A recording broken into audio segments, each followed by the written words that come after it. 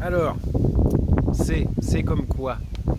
C'est comme corbeau, comme courgette, comme cornichon, comme Cornelius, comme coronavirus, comme sélacanthe, comme j'en sais rien, c'est comme cerise. On joue le cerisier là.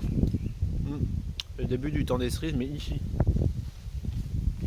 À l'autre bout de la propriété, pas du tout, elles sont petites et vertes, hein, comme quoi le temps et l'espace, ça a son importance. Non, en fait, on va travailler sur le mot calendrier aujourd'hui. Calendrier.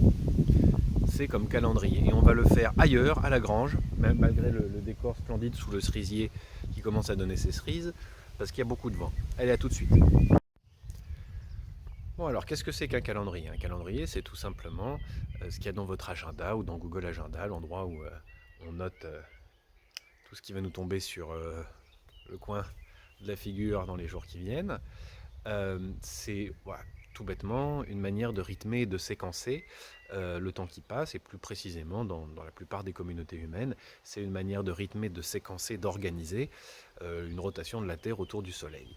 Alors on va le faire en fonction des lunes, on va le faire en fonction du Soleil, on va parfois le faire en fonction des solstices. On va découper les années en mois, qu'on va même diviser en semaines de 7 jours, ou alors en décades de 10 jours.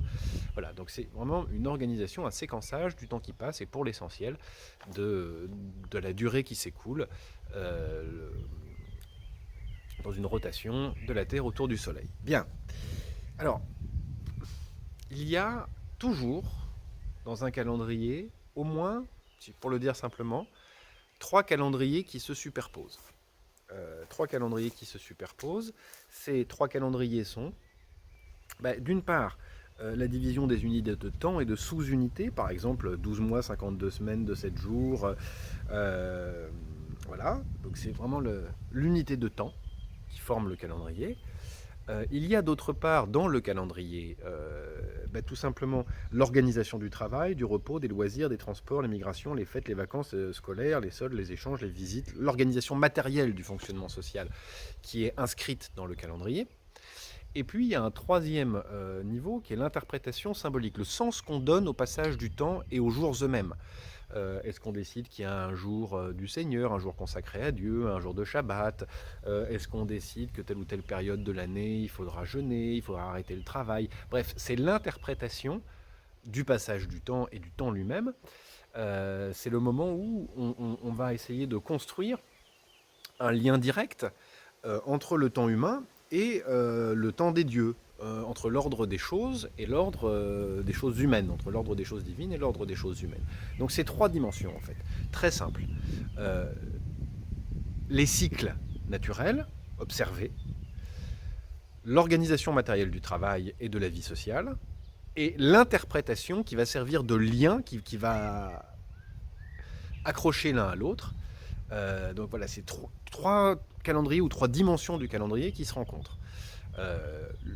L'univers, l'organisation matérielle du fonctionnement social et l'interprétation du donné social et du donné naturel qui donne quelque chose comme un monde commun, l'interprétation d'un monde. Bon, quand ces trois euh, calendriers sont synchrones, la plupart du temps, on observe une culture voilà, qui va bien, qui n'est pas en crise. Euh, Même quand on cherche à produire un calendrier qui soit parfaitement laïque, en dehors de toute vision religieuse du monde, on n'en reste pas moins dans l'interprétation. Quand vous voyez par exemple le calendrier révolutionnaire, il repose sur un découpage en 10 parce qu'il veut se rapprocher du système métrique qui est développé à ce moment-là. Et on a pu définir voilà, une semaine de 10 jours avec un jour de repos par unité de 10 jours, des éphémérides repensées sur des bases laïques correspondant aux végétaux, aux éléments, au travail, etc. On reste quand même dans une interprétation sociale de l'harmonie entre le fonctionnement social et ce qui est donné. Bon. Euh, pour le dire autrement, nous vivons dans un monde qui est marqué par des cycles, nous déployons notre activité à l'intérieur de ces cycles et nous interprétons cette synchronisation en la symbolisant. Il y a une saison des moissons et des récoltes et une saison du repos des cultures. On organise le travail en fonction et on nomme et on interprète cette succession à la fois subie, organisée et interprétée. Bon, or, aujourd'hui en France, Et dans les autres pays, on pourrait dire impactés, soumis à la mondialisation, peu de groupes sont immédiatement impactés par les rythmes de la nature. On ne soigne pas, on n'enseigne pas, on ne juge pas, on ne programme pas, on ne construit pas différemment selon les phases de la lune ou les variations saisonnières. Même les agriculteurs et les éleveurs sont de moins en moins liés au cycle des saisons, en s'appuyant sur des techniques de plus en plus coûteuses, raffinées et en ce sens artificialisantes. Donc on pourrait même dire que même les travailleurs saisonniers, dans le fond, sont moins impactés par les saisons que par l'organisation du travail d'un côté et l'organisation des loisirs de l'autre. Euh, Peut-être la caricature la plus forte, vous savez, c'est ces usines d'agro-industrie, d'agro-business à étage qui produisent des végétaux en contrôlant l'eau qui entre, l'air qui entre, en laissant entrer aucun animal évidemment ni aucune pollution extérieure, et qui contrôlent au degré près l'hygrométrie, la qualité de l'air, la qualité de l'eau, la qualité des nutriments, pour produire dans un contrôle parfait et non-stop, grâce à de l'électricité, du végétal. On a donc comme ça l'intuition d'un déséquençage d'une désynchronisation entre l'activité humaine d'un côté et puis les cycles de la nature. Et donc en quelque sorte une crise au sein du calendrier. Un calendrier, normalement, ça réunit ces trois dimensions, hein, l'univers, l'organisation du fonctionnement social et l'interprétation des deux qui nous permet de symboliser le monde. Ben là, on se retrouve avec toute une part des activités humaines qui sont organisées, séquencées, rythmées, mais pas du tout en fonction de ce qui fonde le calendrier, c'est-à-dire du cycle des astres et la Lune, le Soleil, les saisons, etc. Je voudrais vous montrer un bon fonctionnement, une bonne synchronisation de ces trois dimensions dans le calendrier révolutionnaire qui a été publié en 1793. Alors, j'ai ici un texte d'un monsieur qui s'appelle Gilbert Rome, qui a largement participé à son élaboration. Alors je vous dis comment, dans son rapport sur l'ère de la République, séance du 20 septembre 1793, comment est-ce qu'il exprime cette unicité entre l'univers et l'action sociale qui s'exprime à travers le calendrier. Je vous lis. Le temps ouvre un nouveau livre à l'histoire, et dans sa marche nouvelle, majestueuse et simple comme l'égalité, puisqu'il s'agit de l'ère républicaine, il doit graver d'un burin neuf les annales de la France régénérée. Le 21 septembre, le dernier de la monarchie et qui doit être le dernier de l'ère vulgaire, les représentants du peuple français réunis en Convention nationale ont ouvert leur session et ont prononcé l'abolition de la royauté. Le 22 septembre, ce décret fut proclamé dans Paris. Le 22 septembre fut décrété le premier de la République et le même jour, à 9h18 30 du matin, le soleil est arrivé à l'équinoxe vrai en entrant dans le signe de la balance. Ainsi, l'égalité des jours aux nuits était marquée dans le ciel au moment même où l'égalité civile et morale était proclamée par les représentants du peuple français comme le fondement sacré de son nouveau gouvernement. Bon, vous voyez, là c'est vraiment la République française apporte l'égalité dans le jour parfait de l'égalité céleste, pardonnez-moi. Donc c'est vraiment l'idée que les astres sont parfaitement alignés avec la politique, mais matériellement. Et que donc la fondation du calendrier entre en résonance parfaite avec le calendrier politique. Alors ensuite,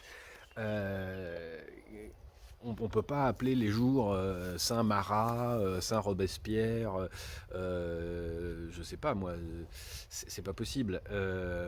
Donc, dans le cadre de l'ère républicaine, puisqu'on n'est plus dans ce registre religieux, on va nommer les jours en célébrant autre chose, et notamment l'activité humaine, et vraiment l'activité très concrète.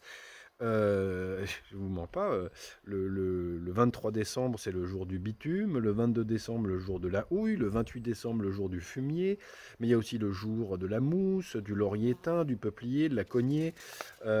Aujourd'hui, qu'est-ce qu'on serait? La mandragore, le chien-dent, la traînasse, le serpolet, la faux, le râteau, le morille. Tiens, le 2 avril, c'est le jour de la morille. Et enfin, le 18 juin, qui serait un jour de prairial, nous sommes le jour du chariot. Voilà, dans l'ère républicaine.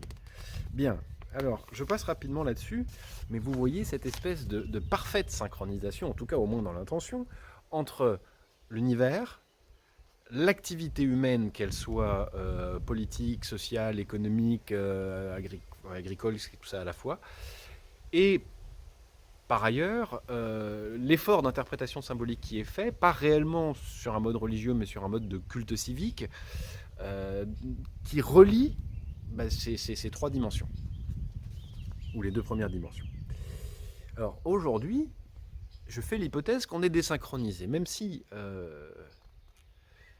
en théorie, le calendrier grégorien nous synchronise avec l'univers, nous interprétons le temps qui passe essentiellement comme un stock, c'est-à-dire comme une masse exploitable pour produire des richesses ou jouir de loisirs. Et en ce sens, nous sommes désynchronisés des deux autres grandes variables du calendrier, ou pour le dire simplement, aux deux autres calendriers. Voilà. Est-ce que c'est grave, docteur, d'être désynchronisé, de n'investir vraiment socialement, culturellement, symboliquement, qu'une des dimensions sur les trois, c'est-à-dire la dimension fonctionnement social, organisation matérielle du fonctionnement social? Est-ce que c'est grave d'avoir remplacé les saisons, symboliquement, par les saisons des festivals, la rentrée scolaire, la rentrée littéraire? Je sais pas, moi, qu'est-ce qu'il y a d'autre comme grands événements? Les grands événements sportifs, la fête de c'est l'Euro, ensuite c'est la fête de la musique, le mercato, les sommets internationaux qui rythment beaucoup plus la vie qu'autre chose, notamment l'organisation du travail et des vacances. Est-ce que c'est grave? Bah non. Évidemment, c'est pas en soi grave. Ah oui, j'ai oublié le calendrier électoral, évidemment, qui est très important aussi.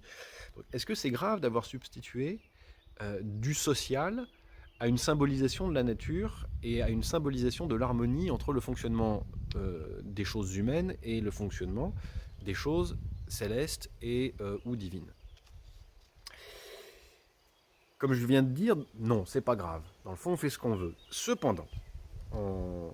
ah oui, j'oublie trop de choses. Ça, c'est parce que j'ai des notes. Quand on a des notes, on oublie tout. Euh, il a même existé, par exemple sous l'Empire ottoman, mais aussi dans l'Occident chrétien au Moyen Âge, des jours et des saisons de la guerre. On allait jusqu'à rythmer la guerre en fonction des saisons et aussi en fonction d'une interprétation divine. Là, vous voyez, c'est un parfait exemple de la synchronisation. Pour faire la guerre, il faut des soldats. Quand les soldats sont aux récoltes, c'est pas bon de les emmener à la guerre. Quand les conditions météorologiques sont trop dures, c'est pas bon de les emmener à la guerre, on perd trop d'hommes trop rapidement. Donc qu'est-ce qu'on fait? On sanctuarise des périodes au nom de Dieu, pendant lesquelles on n'ira pas faire la guerre, parce que dans le fond, dans l'organisation sociale du fonctionnement collectif, ça serait pas une bonne idée de le faire. Vous voyez, on synchronise les trois dimensions dans le calendrier commun. Bon. Alors, en désynchronisant les trois temps, celui de l'univers, celui de l'activité humaine et celui de l'interprétation, en séparant le travail, la nature et l'interprétation du monde, en fait, ce qu'on perd, on perd des repères intangibles, on perd des repères forts et structurants dans l'expérience du monde. Et pour ainsi dire, le déroulé du temps, la dépense du temps, l'écoulement du temps, devient sans rythme, sans repère, sans séquence, mais surtout sans rythme. Essayez de faire de la musique sans rythme, c'est difficile. Hein.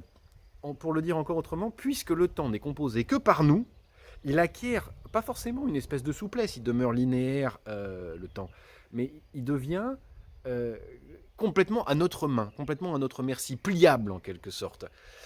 Et de ce fait, on vit dans un temps informe, sans rythme, sans profonde régularité. C'est quelque chose qu'on trouve aussi bien dans le bordel de nos vies, si je peux me permettre de m'exprimer ainsi, que dans les arts et dans les imaginaires commerciaux vendus en masse. Regardez par exemple Marvel. Ils passent leur temps à proposer des allers-retours dans le temps. Les individus sont perdus dans des futurs possibles ou dans des passés possibles et ils doivent y intervenir, s'y cacher, les déformer, les reformer. Donc le temps est sans cesse construit, déconstruit. Il se présente comme cette matière molle et complètement à la main de l'activité humaine. Littéralement, nous perdons notre temps comme altérité. Le temps est devenu euh, bah, quelque chose qui se présente essentiellement sous la modalité du désordre et dans lequel on peut intervenir. Voilà. Dans lequel. C'est-à-dire que ce n'est plus une dimension transcendante, ça ne transcende pas l'action humaine. C'est une donnée, certes qui nous dépasse, qui est un petit peu bordélique, mais dans laquelle on peut intervenir. Bien. Donc ce n'est pas au-dessus de nous. Et de ce fait, on perd aussi quelque chose qui est la possibilité de la simple durée, du simple temps qui passe, de la scansion des jours et des des dates, des fêtes, pour ainsi dire, on perd cette capacité du temps à travers cette conscience, à être une fête de l'interprétation du monde, à célébrer le monde et l'interprétation du monde dans laquelle on vit. Le temps n'est plus qu'une variable de la consommation et de l'exploitation du monde. Bon, et puis une autre conséquence de la désynchronisation, c'est une conséquence un peu paradoxale, c'est qu'on devient, pour ainsi dire, débile par rapport au temps. C'est une matière qu'on ne sait plus travailler. C'est une matière que socialement on appréhende de plus en plus mal. Le temps. Le temps long, le temps court, la superposition des temps, la juxtaposition, bref. On devient complètement débile par rapport au temps. Et je voudrais vous en donner un exemple très simple. Une des sources principales de ce qu'on appelle la catastrophe, la fin du monde, qui pour les uns a déjà eu lieu et pour d'autres s'en vient à grands pas, c'est notre rapport au temps. Collectivement, nous voulons jouir le plus vite possible de tout ce qui est produit, communiquer le plus vite possible, quelles que soient les distances, c'est-à-dire nous déployer, agir, consommer dans un déni total de la matérialité, de la distance et de l'éventuelle valeur symbolique de cette matérialité et de cette distance. Bref, on veut des échanges instantanés, on veut que les choses échangées s'affranchissent de tous les obstacles, bref, nous voudrions pouvoir nous passer de la dimension spatio-temporelle, j'en ai déjà parlé. Cesser de l'interpréter, la jeter par-dessus bord. Non seulement il n'y a pas de saison de production de smartphones, ils sont produits dans un process sans saison, mais encore on veut que ces mêmes smartphones servent à des transferts quasi instantanés de données aux quatre coins de la Terre. Et face à la catastrophe, une fois que celle-ci se produit, que faisons-nous? Nous accélérons. C'est-à-dire qu'en fait, on renforce la cause. Nous cherchons à faire entrer dans un système de données nous cherchons à faire entrer la catastrophe dans un système de données, données permettant a priori la prévisibilité et la maîtrise de la totalité de l'existant. Nous tentons, pour le dire encore autrement, de monitorer en temps réel le monde pour éviter la catastrophe.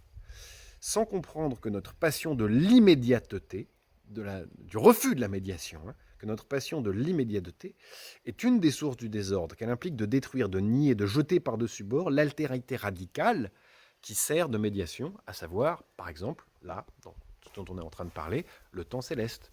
Voilà. En conséquence de quoi, voilà mon conseil, avec vos amis, vos collègues, votre famille, je sais pas moi, inventez-vous des calendriers. Inventez-vous des calendriers, reconstruisez des aires locales embrassant les trois calendriers, c'est-à-dire le temps de l'univers, le temps de l'action et l'art d'interpréter le monde. Voilà, c'est ça qu'on appelle en fait faire monde commun. Bon, elle était trop longue cette vidéo courte, mais bon, en même temps, c'était sur le calendrier, sur le temps, donc j'ai peut-être quelques excuses. Un dernier mot avant de vous quitter, de vous souhaiter une bonne semaine.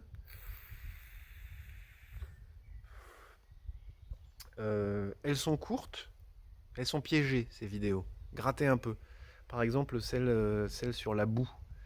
Dans le fond, vous pouvez en dériver, même si j'ai souhaité donner une nouvelle couleur et une certaine légèreté à cette série. Beaucoup de réflexions sur notre traitement de la différence, sur notre volonté de normer, sur la façon d'envisager aussi bien la nourriture que les comportements humains, la folie, l'ambiguïté, jusqu'à la métaphore. Bref, en fait, c'est vraiment tout ce qui s'oppose à la maîtrise et la prévisibilité. Bon, bonne semaine et puis à bientôt. Ciao!